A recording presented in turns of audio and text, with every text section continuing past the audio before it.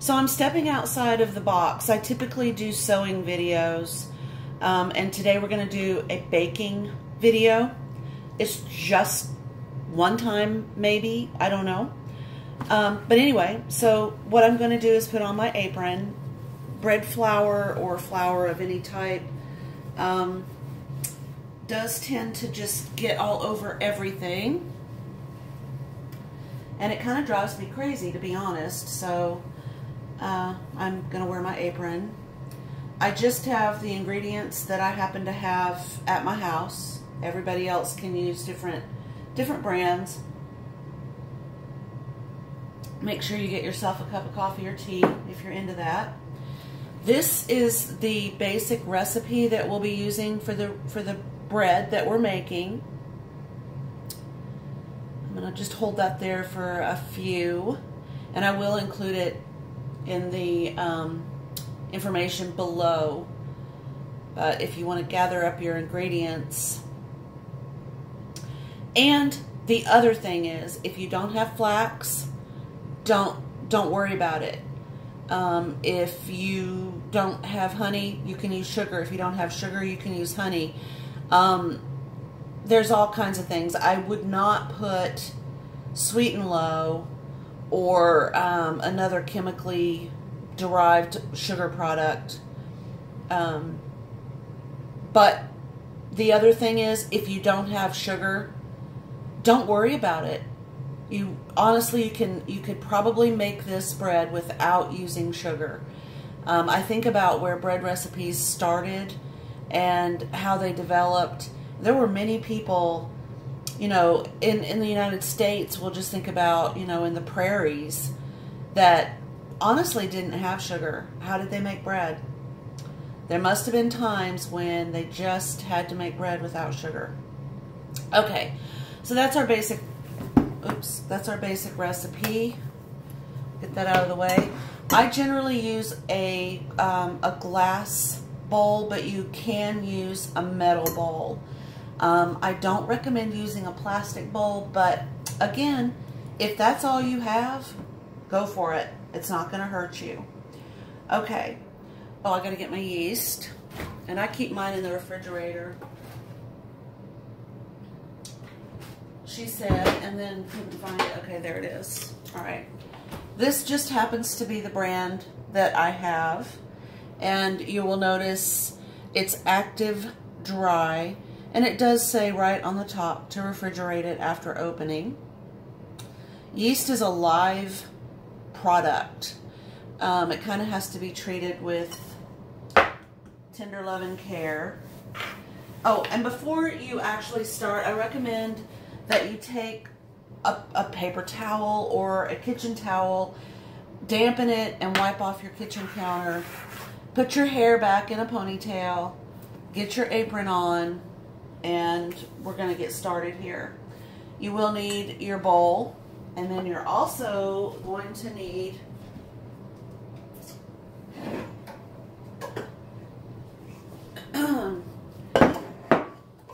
some measuring devices. So this is a 1 cup dry measuring cup. This is a giant 4 cup measuring cup. I don't think I'm going to need that. I've been making bread from scratch, oh my gosh, probably for 30 years. So I kind of have what I know how to do is almost by rote. I could do it with my eyes closed. So a lot of people tell you to dissolve your yeast in your warm water. I do it a little bit differently. So if this is a method that you're not familiar with, just go ahead and try it. I don't think you'll be disappointed, but watch all the way through the video so that you'll know the end result before you try it, if this is a new method for you. Sip of coffee. I'm going to be using Flaxseed Meal today. That is a addition. It's an addition that you don't actually have to have, but I like the omega-3s and I like to get them naturally. I don't like to take, you know, an omega-3 and a vitamin this and a vitamin that. This is a very easy way to get omega-3 into your diet. If you're not sure what I'm talking about, just look up omega-3s online. Okay, so we have some different types of flour. This, let me move my bowl. We'll talk about this real quick, and then we'll get busy. All right, this one is a bread flour right here. A bread flour will have more protein than an all-purpose flour. AP flour is perfect. If that's all you have, then you may certainly use this to make a lovely white bread. There's nothing wrong with it. It's going to do the job. But as I said, the bread flours are going to have more protein, and they react a little bit differently. They do make a nice, very consistent, constant, rising, perfectly textured bread. So there you go. So if you need a little bit more protein, and if you want to try to use a niacin rich flour, there you go. And I'm going to be mixing these two. So I have a little bit of the AP flour and a little bit of the bread flour in my bread recipe. But then I'm kind of crazy like that. I like to kind of mix it up a little bit. Okay, I don't know if you have or are familiar with a Keurig or a Keurig type machine, but they are wonderful for providing you with a hot water. I don't like to use hot water out of my tap, mainly because I know that a lot of water that goes through the plumbing system in your home can actually be, it can actually have a, well, I don't even know what I'm trying to say. It's early. It's still dark outside. That's my excuse, and I haven't had 2 cups of coffee yet. Water, if you use warm water from the tap, you can actually have some particles of lead. Now that may be a myth, but I'm not going to take any chances, and I'm certainly not going to add it to my recipes when I have a filter on my Keurig and I can get hot water that way. You can also use the microwave if you want to. That could be an option. Or on your stove if you want to be authentically cooking. Okay, so the thing about that warm water is, for your yeast, you do not want to overdo the heat. Our body temperatures are in the normal range of around 98.6, 98.7, 98.5. Anything that feels warmer than that, not hot, not burning you, but warmer than that 98 point over half, is going to be in the proper range for yeast. It's about 110. You only need a little bit of water. And I'm going to go ahead. My machine makes the weirdest noise when it's, move you over here so you can see it, when it's giving me the hot water. But, whee, that was fun first thing in the morning. There we go. All right, so this is going to be super hot, and I'm just going to let it sit here. See, it's steamy, it's really hot. It would kill my yeast. So while that cools off, I am going to take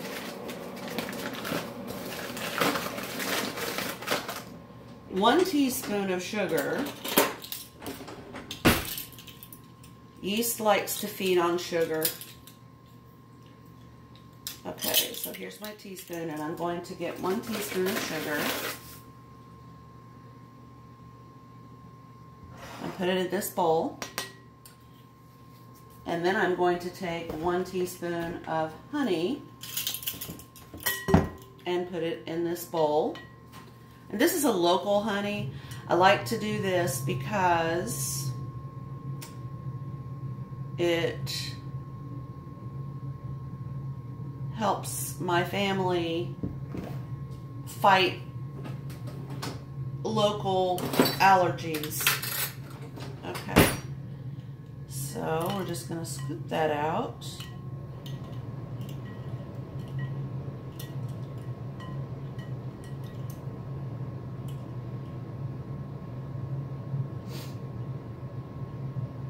Okay.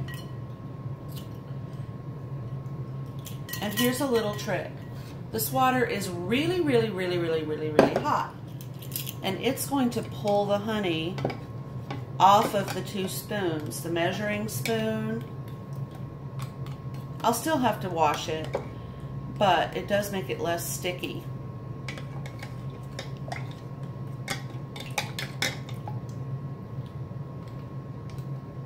And it gives that water a little punch of sugar. Okay, so I am done with my sugar. I will put it back in there. Okay, and I forgot that I already had an open bag of bread flour. Alright, so I have my sugars in here. Now I'm going to add my salt. Now salt is a requirement if you want the bread to have that absolutely perfect blend of sweet and not too sweet. Salt will help develop that sugary flavor. I'm going to measure it into my hand. If you want to measure your salt, my recipe calls, gosh, it's been so long since I wrote that down, but that's about how much I'm going to use. Let me go back and look at my salt requirement when I was writing it down. Yeah, I just wrote salt. Wow. Like I said, that was about 30 years ago. Crazy. Okay. So anyway, I would say in a 2 loaf, which this will provide you with 2 loaves of bread, no less than a teaspoon. But I mean, you could try kind of experimenting with that just a little bit if you wanted to. All right. So now I'm going to take my dry measuring cup and I'm going to flat measure 1 cup of flour. Okay. And this is a little bit more water than I need. And the reason I go ahead and do that is because that's what the Keurig gives me. And I'm checking for temperature. So this recipe is, oh, that's right. This is the 2 cups of water. Okay. I want to double check the temp. All right, that still feels a little bit too hot. So I am going to add cold tap water to this.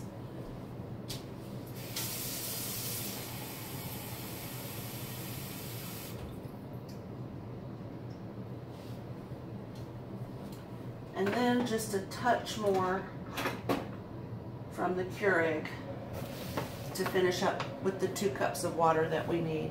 All right, so I have 1 cup of bread flour in here.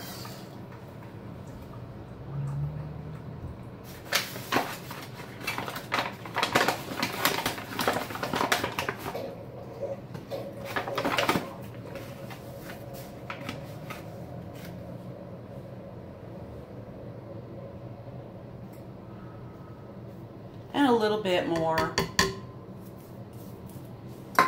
AP flour. All right. So now I'm going to check with my finger. All right, this is, no, it's not quite warm enough. Just not quite warm enough.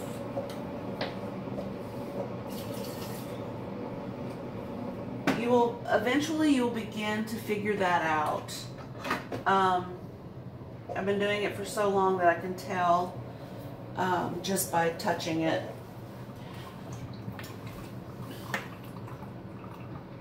So I'm just going to keep fiddling with it till I get it right about 110. Or slightly over, because the flour and the sugar and the salt and the honey will cool it off. Okay, we are exactly right. So now I'm going to take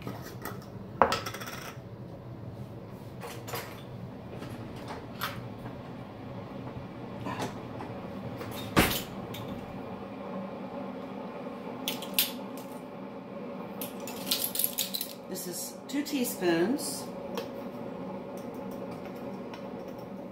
And I want that right across the top.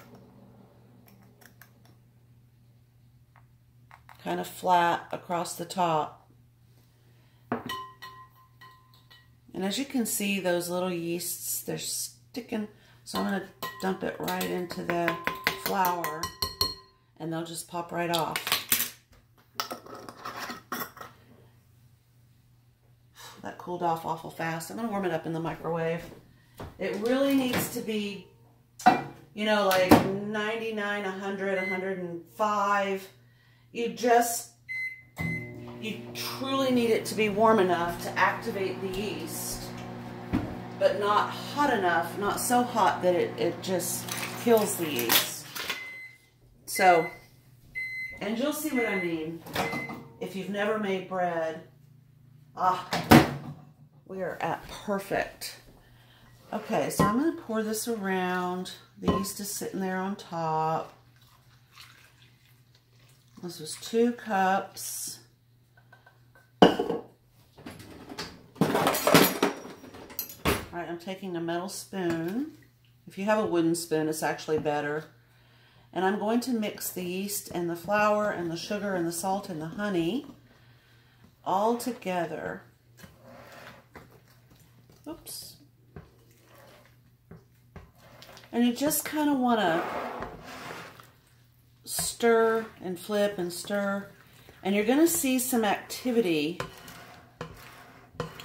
in your bowl.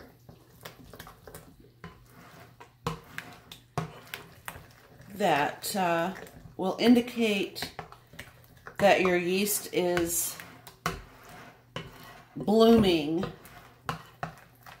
And pretty much what that means is it's active, it's alive, it's eating the sugars and the flour.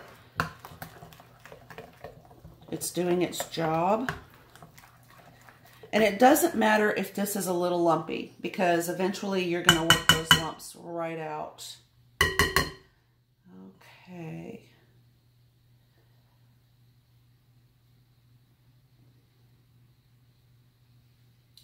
Just set that there. And we're going to watch this grow for a minute. And you kind of want to make sure that it's processing, like it's doing what it's supposed to be doing. You'll see some bubbles form, and then you'll see some bubbles pop. And as they form and pop, that's the bloom. And that will indicate that you correctly measured in the sugars and the salt, correctly measured in the yeast, and you got the water temperature bang on, right where it's supposed to be. So at this stage, while it's doing its little thing, I usually will go and preheat my oven to 170. You don't want to leave your oven on. So while my yeast and my flour and my sugar are all having a happy little time together, I go turn my oven off. And I open up the door. Now, in the summertime, that's not a requirement. It's 25 degrees outside right now in January, and it may actually be 20 degrees. And I'm not going to keep my house warm enough to help my bread activate and continue to do what it's supposed to be doing. So I do the oven. Now, I happen to have a gas oven, and it works really well. But it doesn't stay warm enough, even with a pilot light, to help my bread rise after I've kneaded the first time. So that is why I do that 170-degree preheat. And then while I'm doing this, it's doing the preheat. And then I go over, I turn it off, I open the door, and I just kind of let it warm up my kitchen a little bit for me. It always feels good in the morning to have that extra boost of warmth. It never hurts to have the kitchen nice and cozy on a cold winter day.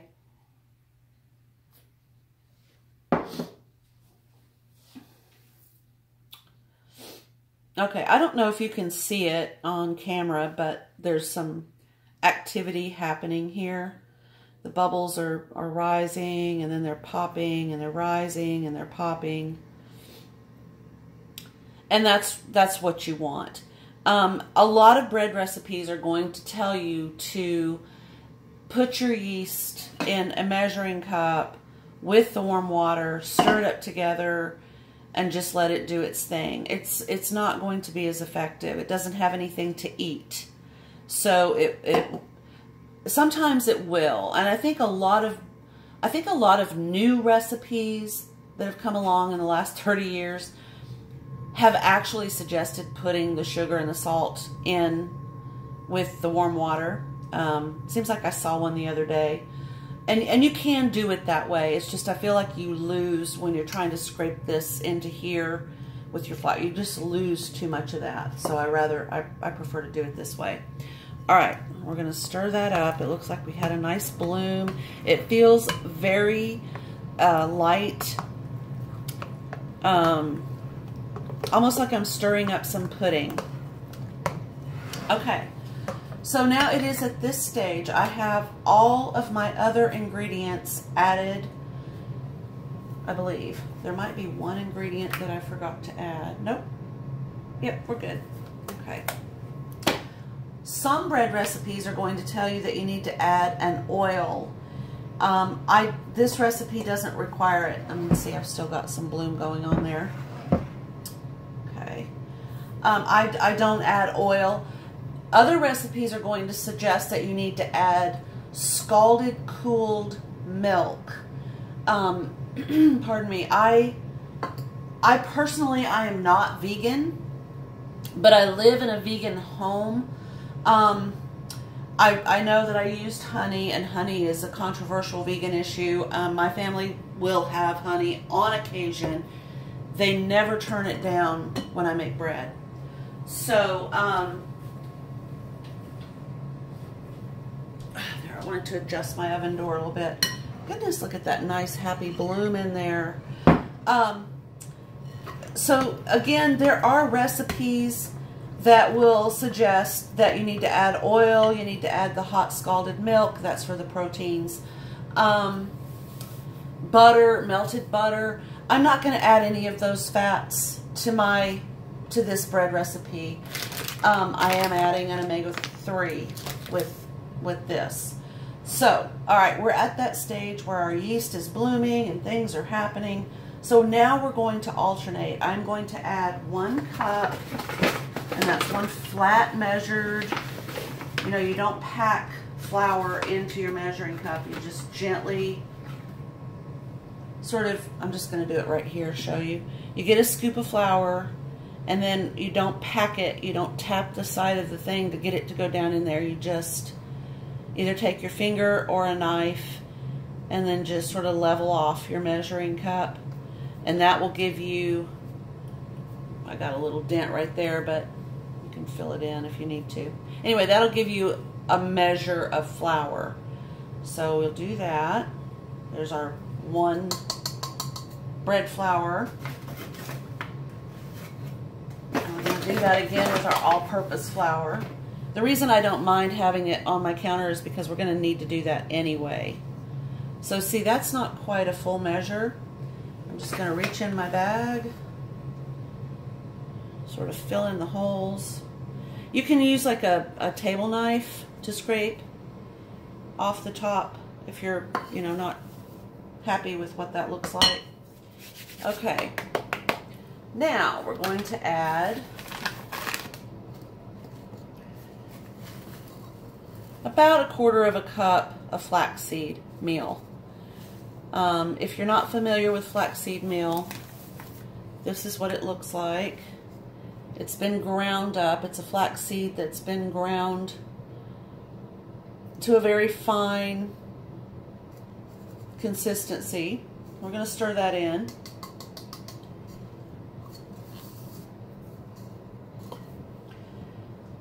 Okay.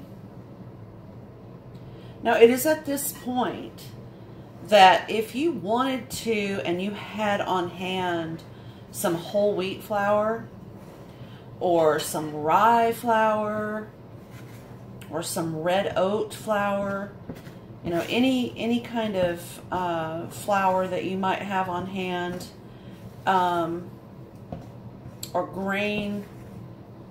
I don't recommend mixing cornmeal into this. A lot of people will use it to line their pans, or to put it on their countertop when they're kneading, and that will get into your bread. I just find it too coarse. But that is not to say that it's not perfectly acceptable. I would look for a recipe online, though. Since I've never done it, I've had other people's bread that when they've done that, it's just not something I like. Okay, now I have flaxseed meal in my measuring cup, and I don't want to mix it into my flour, so I'm just going to get a big spoon like this and go into my flour bag instead of mixing flaxseed meal into my flour. I don't want to do that. All right, so I have about that much all-purpose flour. And you don't really have to do this. You can use all of one, or, you know, half and half exactly. I'm just kind of a goofball and like to mix things up like that. Now, it may get really hard to stir your flour mixture, your bread dough. If it does, I don't want anybody with sore arms or disabilities to be incapable at this point. So what we're going to do is we're just going to get our hands into this mixture. Okay. If you can take your rings off, take them off. If not, you can clean them up when you're done. I have done it both ways. Today, I think I'm going to take my rings off. They've already got flour and dough all over them. But, you know, I wash my hands and I keep my rings clean, so I'm not too worried about it. Oh. Yep, my thumb ring isn't going to come off today. All right, so we're going to take our hands, put a little bit of flour on them like this, and we're just going to push. This is literally for, at this moment moving forward, this is for those of us who have a disability in our shoulders, our forearms, our you know, our elbow area, our wrists, our fingers, any area where you might feel discomfort and you feel like you can't make bread. Yes, you can. Okay, we're just going to kind of play with it. It feels warm and velvety at this stage, and it's going to require a little bit more flour. Now, if it's too hard to fiddle with this in the bowl, and I do realize that that could be an issue, we're just going to scrape all of our dough out onto our countertop that remember I said we're going to wipe it off with a towel or a paper towel and just water. No chemical, no Windex, no bleach, no nothing. Now I am going to take this bowl and get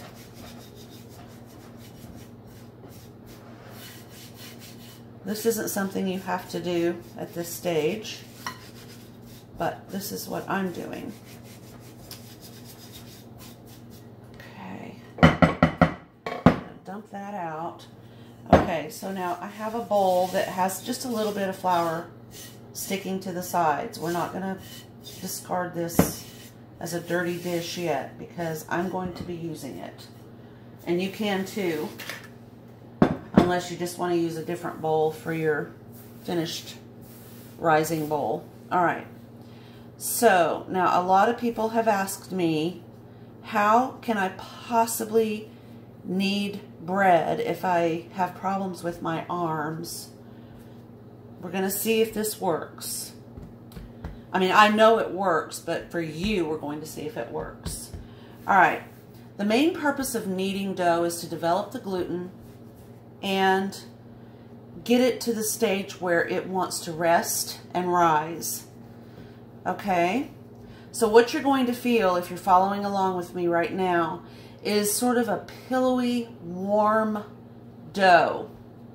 We need to knead it for about 10 minutes, but we can do it our way. So I've kind of pushed it. I'm not using my shoulders. I'm just kind of pushing down. I'm not pushing hard. I'm just kind of, I know I can do this like this. All right, so I'm going to pick up the top and I'm going to fold it over. And I'm going to do that again. I'm just going to push. I'm not using my abs. I can tell they're not engaged. I can use the heels of my hands. I'm barely pushing. Okay, now I'm going to bring this side over. And I have a little bit of stickiness right here, right in that area.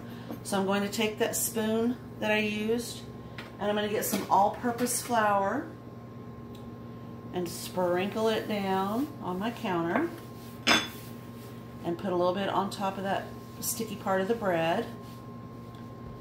I'm going to lay it back down, and I'm going to pick up the other side, scoop some of this over there. Okay. Now I'm not using that dough, that stuff that came out of the bowl, because it's not going to incorporate. It's too dry, and it would make my bread have little grainy tasting blobs in it.